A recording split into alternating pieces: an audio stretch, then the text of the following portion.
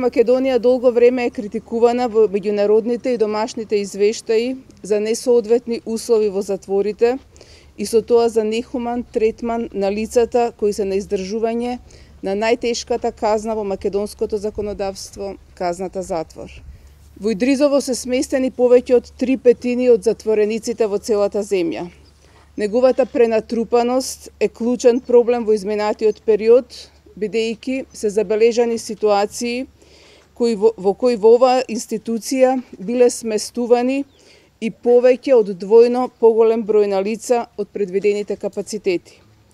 Пренатрупаноста на затворите води кон други секундарни проблеми, како што се несоодветни услови за сместување, загрозени хигиенски и санитетски услови, како и отежнато одржување на редот и безбедноста во затворот и спречување на конфликтите внатре.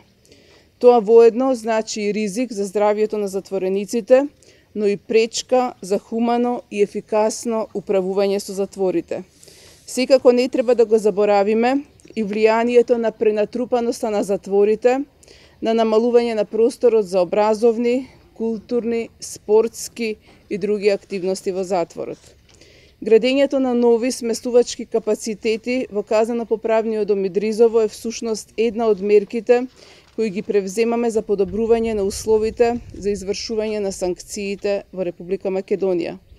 Во тие рамки изградени се објекти во отворено оделение за сместување на 294 осудени лица, изграден е објект во полуотворено оделение за сместување на 252 осудени лица, келиите се за сместување на 4 осудени лица со бања, предвидени се заеднички простории за престој, работилници, фитнес сали, келии за лица со посебни потреби, шеталишта и игралишта.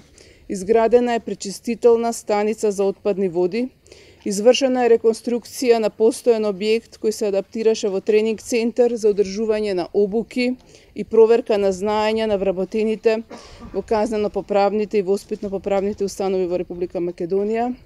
Реконструирана е административната зграда, набавена е опрема за негово функционирање, односно набавена информатичка опрема, опрема за симултан превод, кујна, мебел за сите простории во објектот и така натаму. Најавувам дека наскоро ќе биде ставен на јавна дебата и законот за извршување на санкции, а секако при програмирање за користењето на идните европски фондови значајно внимание ќе биде посветено на понатамошното подобрување на условите и во други затвори во Република Македонија.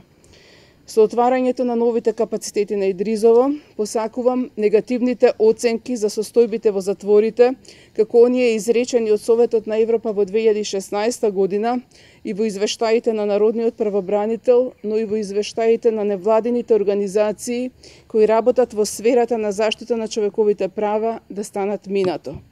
Но исто така посакувам еден ден овие капацитети кои што денеска ги отвараме да бидат празни или барем полупразни како резултат на намалување на стапката на криминалитет во Република Македонија. Во првата фаза изградени се 10.000 квадрати по современи европски стандарди за напредување на состојбата во нашите установи.